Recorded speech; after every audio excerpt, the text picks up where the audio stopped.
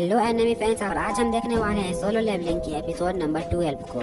Episode start करने से पहले एपिसोड 11 की थोड़ी सी रिकैप कर लेते हैं। तो जैसा कि हमने एपिसोड 11 में देखा, जिन्हों के सामने एक बहुत बड़ा मॉन्स्टर आ जाता है जो कि रेड कलर का एक बहुत बड़ा नाइट था और उस नाइट की पावर बहुत ज्यादा थी। उस नाइट से लड़ते लड़ते जिन्हों बहुत ज्यादा थक गया था और जिन्हों को लगने लगा था कि वो इसे नहीं हरा पाएगा, लेकिन किसी तरह जिन्हों उस नाइट को हरा देता है। और अब जिन्हों को लग रहा था कि वो उस डेंजन के बॉस को मार दिया है, लेकिन वो नाइट उस डेंजन का बॉस नहीं था। जिन्हों ने अभी तक बॉस को नहीं मारा था। अब भाई तुम लोग सोचो कि जब वो बॉस नहीं था और बॉस ना होकर इतना ज्यादा पावरफुल था, तो भाई इस डेंजन का बॉस कितना पावरफुल होगा और जिन्हों क्या इस डेंजन के बॉस को मार पाएगा। तो यहाँ से एपिसोड 12 को स्टार्ट करते हैं। उस रेड नाइट को मारने के बाद जिन्हों वहाँ पर खड़ा होकर कुछ सोच रहा था, तभी जिन्हों के सामने एक टाइमर ओपन होता है और एक विंडो में जिन्हों से कहा जाता है जितने समय तक तुम इस डेंजन के अंदर रुकोगे उतना ज्यादा तुम्हारा पॉइंट्स बढ़ते जाएंगे और जितना ज्यादा तुम्हारा पॉइंट होगा उतना अच्छा तुम्हें जॉब मिलेगा। यहाँ पर जॉब का ये मतलब है कि हंटर क्लास,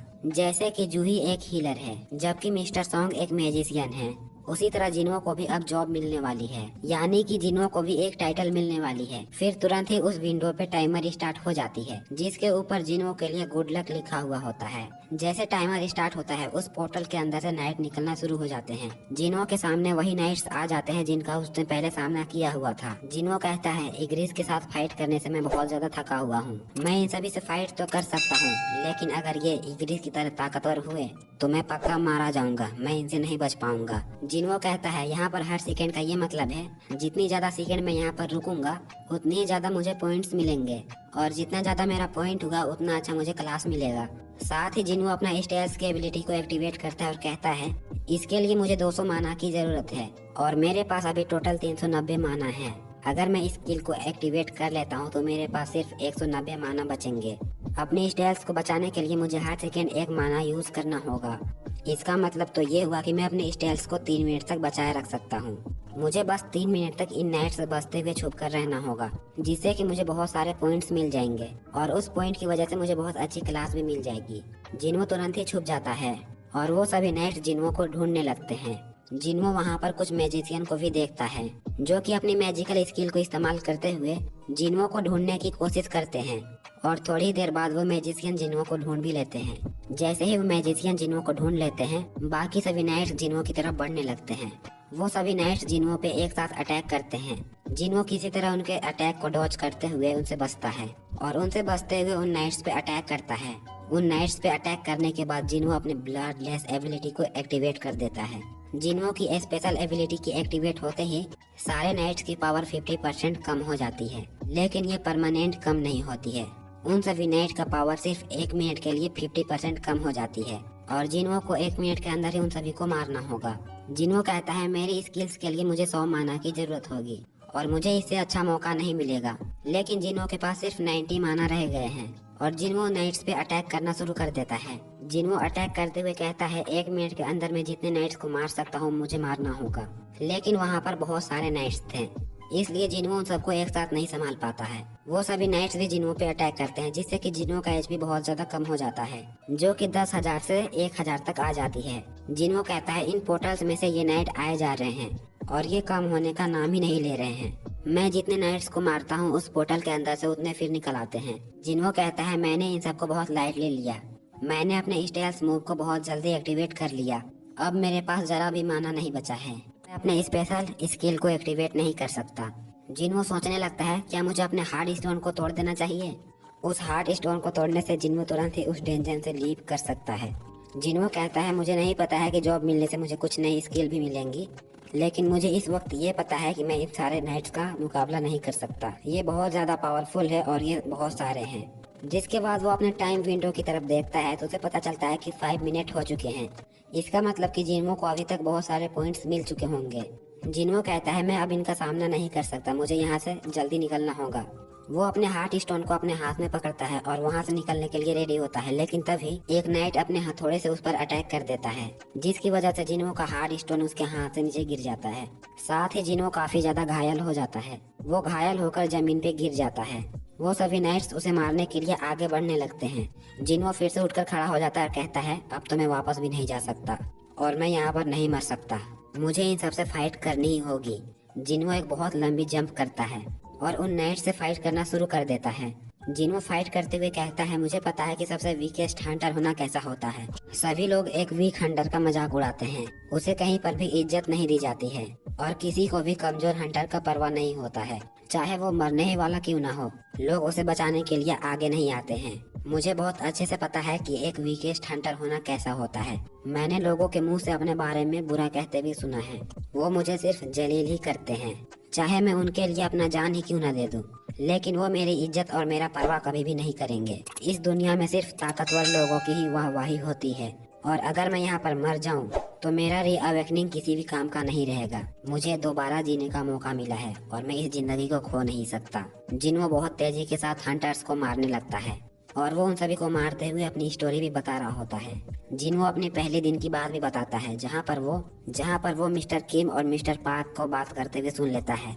वो दोनों आपस में बात कर रहे थे कि ये लड़का दुनिया का सबसे कमजोर हंटर है और इसे जिस भी डेंजन पे भेजा जाता है वहाँ जाने वाले हंटर्स बहुत ज्यादा खुश रहते हैं, क्योंकि उन्हें पता होता है कि ये अगर हमारे साथ जाएगा तो उस डेंजन के मॉन्स्टर काफी ज्यादा कमजोर होंगे। लेकिन मिस्टर किम मिस्टर पार्क से कहते हैं, क्या तुम्हें पता है कि ये ई रैंक के डेंजन में भी जाता है तो वहाँ से भी घायल होकर आ जाता है। सभी हंटर जिन्हो पे हंसा करते थे और वो कहते थे कि जिन्हो दुनिया का सबसे कमजोर हंटर है। जिसके बाद जिन्हो अपने यादों पे खो जाता है, जहाँ पर जूही और मिस्टर सॉन्ग उसके साथ बैठे हुए हैं। जूही जिन्हो से कहती है, जिन्हो तुमने सच में बहुत अच्छा किया, अब तुम्हें आराम करना चाहिए। मिस्टर सॉन्ग भी जिन्हो से कह रहे होते हैं कि तुमने बहुत अच्छा किया है, अब तुम्हें रेस्ट कर लेनी चाहिए। वैसे भी तुम इससे ज्यादा और कुछ नहीं कर सकते। उसी समय जिन्हो के ब्रेन में एक और जिन्हो आता है और उसे कहता है, ये सारी तुम्हारी गलती है, तुम्हें हमेशा से स्ट्रॉन्ग बनना था, लेकिन तुम हमेशा हंटरों के सामने चले जाते हो। मुझे लगता है कि तुम्हारे लिए सिर्फ इतना ही काफी है कि तुम एक ई रैंक के हंटर हो। तुम्हें ई रैंक का हंटर ही होना चाहिए था, जो कि बहुत ज्यादा कमजोर था। लेकिन अब जो तुम काफी ज्यादा पावरफुल हो चुके हो। जिन्हो जल्दी से अपने पीछे मुड़कर देखता है तो वो पहले वाला जिन्हो था, जो कि काफी ज्यादा कमजोर था और कमजोर होने के साथ काफी दुबला पतला था। जिन्हो उसकी तरफ देखता ही रहता है और कहता है, क्या मैं सच में ऐसा था? क्या मैं सच में इतना कमजोर था? कमजोर जिन्हो भी उसकी तरफ देखता है और कहता है, मुझे तो यकीन नहीं हो रहा है कि हम दोनों एक ही जिन्हो हैं। कमजोर जिन्हो ताकतवर जिन्हो से कहता है, अब तुम्हारा कद काफी ज्यादा बड़ा हो चुका है और तुम अब बहुत ज्यादा पावरफुल भी हो चुके हो। लेकिन साथ ही वो कमजोर जिन्हो हंसते हुए कहता है, सिर्फ दिखने में ही तुम्हारा बॉडी ताकतवर और बड़ा हो चुका है, लेकिन अभी तुम अंदर से पहले वाले कमजोर जिन्हो ही हो और तुम अंदर से काफी कमजोर भी हो। तुमने खुद को फिर से एक ऐसी कंफ्यूजन में डाल दिए हो जहाँ पर मौत तुम्हारे सामने खड़ी है और तुम्हारे पास बचने का कोई रास्ता नहीं है। लेकिन तुरंत ही जिन्हो पे एक नाइट अटैक करता है। जिन्हो उस नाइट के अटैक को ब्लॉक कर देता है और फिर उस नाइट को मार देता है। फिर से वो कमजोर जिन्हो बड़े जिन्हो से कहता है, तुम अब भी एक ई रैंक के हंटर हो, इससे ज्यादा तुम और कुछ भी हासिल नहीं कर पाए। जिन्हो उससे कहता है, तुम अपनी बकवास बंद करो, और तुरंत ही वो एक और नाइट को मार देता है। अब जिन्हो सच में बहुत ज्यादा कमजोर हो चुका था। वो और एक नाइट को पंच मारता है, लेकिन उस नाइट को कुछ भी नहीं होता है। वो नाइट जिन्हो को एक हाथ से पंच मारता है और दूसरे हाथ से जिन्हो को पटक देता है। छोटा जिन्हो जो कि कमजोर था, वो जिन्हो से कहता है, स्ट्रॉन्ग बनने के लिए तुम्हारा रास्ता बहुत लंबा है, तुम्हें बहुत सारे लोगों की बलि देनी होगी, अपने फ्रेंड और फैमिली को छोड़ना होगा, तभी जाकर तुम एब्सोल्यूट पावर को हासिल कर पाओगे। जिन्हो जमीन पे जख्मी हालत पे पड़ा होता है और एक नाइट अपनी तलवार से उस पर अटैक करने ही वाला था। जिन्हो कहता है, बिल्कुल वही सीन है जो कि एपिसोड फर्स्ट में हुआ था, लेकिन उस दिन इसके बाद क्या हुआ था वो मुझे बिल्कुल भी याद नहीं। उसी समय जिन्हो के सामने डेली क्विस्ट का ऑप्शन ओपन होता है। इसमें नीचे उसका टाइमर चल रहा होता है और जिन्हो से कहा जाता है, तुमने अपने डेली क्विस्ट को पूरा नहीं किया है, तुम्हारा टाइम खत्म होने वाला है, इसीलिए तुम्हें सजा दी जाएगी। और साथ ही उसका टाइमर 7, 6, 5, 4, 3, 2, 1 के साथ खत्म हो जाती है। छोटा जिन्हो बड़े जिन्हो से कहता है, मैंने सुना है किस्मत भी एक स्किल है जो कि हर किसी के पास नहीं होती। तुम्हारी किस्मत ये नहीं चाहती कि तुम यहाँ पर मर जाओ, तुम्हें एक और मौका मिलने वाला है। और तुरंत ही वो नाइट जिन्हो पे अटैक करता है। उसी समय जिन्हो का टाइमर ऑफ हो जाता है। उस नाइट का तलवार जिन्हो पे लगने से पहले ही जिन्हो का विंडो ओपन होता है और जिन्हो से कहा जाता है, तुमने अपना डेली क्वेस्ट को पूरा नहीं किया, इसीलिए पेनल्टी के तौर पर तुम्हें दूसरी जगह पर भेजा जा रहा है। जैसे उस नाइट का तलवार जमीन पे टच करती है, जिन्हो वहाँ से गायब हो जाता है। दूसरी सीन वही रेगिस्तान का होता है जहाँ पर जिन्हो फर्स्ट टाइम फेनलिटी के लिए आया था। जिन्हो उस बड़े से रेगिस्तान में बैठा हुआ था और कहता है, ये तो फेनलिटी जोन है। अब मुझे याद आ रहा है कि मैंने अपने डेली फेनलिटी को पूरा नहीं किया है, लेकिन मेरे साथ ये अच्छा हो गया, मुझे सजा मिल गई और मैं उन नाइट से बच गया। जिन्हो हंसते हुए कहता है, इसकी टाइमिंग तो बहुत ज्यादा परफेक्ट है।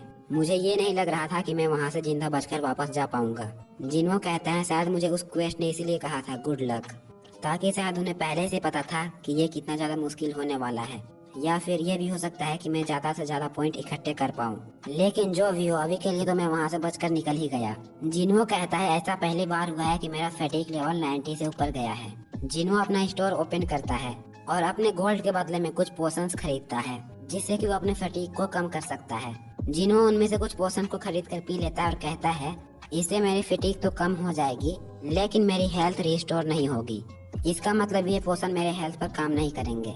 जिन्हो कहता है, पता नहीं डेंजन के अंदर का क्या हिसाब है, लेकिन मुझे लगता है कि ये फाइनलिटी जोन में मैं यहाँ के मॉन्स्टर को मारकर लेवल अप हो सकता हूँ, जिससे कि मेरी एचपी बढ़ेगी और साथ ही मेरी हेल्थ रिस्टोर हो सकती है। साथ ही जिन्हो सामने रेत की ओर देखता है तो रेत में से वही रेतीले मॉन्स्टर निकलते हैं। जिन्हो कहता है, मेरा सवाल अभी भी यही है, क्या यहाँ के मॉन्स्टर को मारने पर मैं लेवल अप हो सकता हूँ? और तुरंत ही जिन्हो के सामने बहुत बड़े बड़े रेतीले मॉन्स्टर निकल आते हैं। जिन्हो अपना डैगर निकाल लेता है और उन रेतीले मॉन्स्टर को मारना शुरू कर देता है, क्योंकि वो रेतीले मॉन्स्टर इतने ज्यादा पावरफुल नहीं थे कि वो जिन्हो को मार पाए। अगले 4 घंटे तक जिन्हो को यहीं पर रहना था और इन मॉन्स्टर के होते हुए अपने आप को जिंदा रखना था। 4 घंटे के बाद उसकी फिनैलिटी कंप्लीट हो जाएगी और फिर वो वापस उसी डेंजन पे चला जाएगा। दूसरी सीन जिन्हो का अपार्टमेंट का होता है। वहाँ पर रात हो गई थी। जिन्हो की बहन जिन्हा उठती है और कहती है, मेरा भाई अभी तक कहाँ पर होगा, इतनी रात हो गई है और वो घर नहीं आया है, कहीं वो फिर से लेट नाइट काम तो नहीं कर रहा। मैंने उसको बता दिया था कि सुबह हमारे स्कूल में पेरेंट्स टीचर मीटिंग है और उसे मेरे साथ स्कूल जाना होगा। पता नहीं उसे याद भी होगा कि नहीं। उम्मीद करती हूँ कि वो टाइम पे स्कूल पहुँच जाए। नेक्स्ट सीन फिर से जिन्हो को दिखाया जाता है, जहाँ पर जिन्हो के सामने एक विंडो ओपन होती है और उसे बताया जाता है कि तुम्हारे पास सिर्फ अब 15 मिनट बचे हैं। जिन्हो अभी भी उन मॉन्स्टर को मारे जा रहा था। जिन्हो अपने टाइगर के वाइट एग स्ट्राइक को इस्तेमाल करते हुए बहुत सारे रेतीले मॉन्स्टर को मार दिया होता है, जिसकी वजह से उसे बार बार लेवल अप होने का नोटिफिकेशन मिल रहा था। जिन्हो कहता है, मैंने बिल्कुल ठीक सोचा था, फाइनलिटी जोन के मॉन्स्टर को मारने से लेवल अप हो सकता है और उन्हें मारने से अभी मैं लेवल अप हो रहा हूँ। लेवल अप होने से मेरी हेल्थ बढ़ रही है, जबकि मैं अपने बाकी के स्टाइल्स को पोशन की वजह से पूरा कर सकता हूँ, क्योंकि मैं यहाँ पर अपने स्टोर को ओपन कर सकता हूँ और उसे इस्तेमाल भी कर सकता हूँ। जिन्हो कहता है, अब मेरे पास सिर्फ 3 मिनट बचे हैं, मेरी फिनैलिटी अब खत्म होने वाली है, मैं फिर से वापस उसी डेंजन पे चला जाऊंगा, मेरे पास 3 मिनट है, मैं अपने आप को हील कर लूँ। वो अपना डैगर निकालता और कहता है, मेरे पास रासा का डैगर है, लेकिन ये उन नाइट्स के सामने बिल्कुल बेकार है, मुझे उन्हें मारने के लिए एक अच्छा वेपन लेना होगा। जिन्हो जल्दी से अपने स्टोर को ओपन करता है और कहता है, मुझे यहाँ पर देखना होगा कुछ ऐसा वेपन जो कि नाइट्स को मारने में आसानी हो और उस वेपन की वजह से मैं आसानी से नाइट्स को मार पाऊँ। वेपन के लिस्ट में सबसे नीचे 2,80,000 का एक वेपन होता है। जिन्हो जल्दी से उस डैगर को खरीद लेता है। जिन्हो कहता है, ये तो थोड़ा महंगा है, लेकिन मैं इस डैगर से उन्हें आसानी से मार सकता हूँ और इसकी वजह से मेरी जान भी बच जाएगी। जिन्हो उस डैगर को अपने हाथ में पकड़ लेता और कहता है, इसके साथ अब मेरी फाइट अब और ज्यादा डिफरेंट होने वाली है। और साथ ही जिन्हो अपने स्टोर से एक बैंडेज खरीदता है, जिसे कि अपने हाथों पे लपेट लेता है। जिन्हो कहता है, एग्रीज के सामने फाइट करते हुए मैंने अपने डैगर को खो दिया था, मैं नहीं चाहता हूँ कि इस बार भी मैं अपने डैगर को खो दूँ। साथ ही जिन्हो एक स्टोन को निकालता है जो कि उसे एग्रीज से मिला था, जिसका नाम डोमिनेटर टच होता है। जिन्हो कहता है, पता नहीं इसे मुझे कौन सा स्किल मिलेगा, लास्ट बार मुझे ताइसीक से भी एक इसी तरह का लाल स्टोन मिला था, उसको तोड़ने पर मुझे स्टाइल्स मिली थी, पता नहीं इसे तोड़ने पर मुझे क्या मिलेगा। जिन्हो जल्दी से उस रैलिक को तोड़ देता है और तुरंत ही जिन्हो के आगे एक विंडो ओपन होती है और उससे कहा जाता है, तुमने डोमिनेटर टच को सीख लिया है, ये एक ऐसा स्किल है उसके लिए उसे माना कि एनर्जी की जरूरत भी नहीं होगी। ये एक ऐसी स्किल है जिसकी वजह से वो बिना किसी चीज को टच किए हुए अपने तरह बुला सकता है। उसी समय जिन्हो को याद आता है कि एग्रीस ने बिना टच किए हुए अपनी तलवार को कैसे अपने तरफ बुलाया था।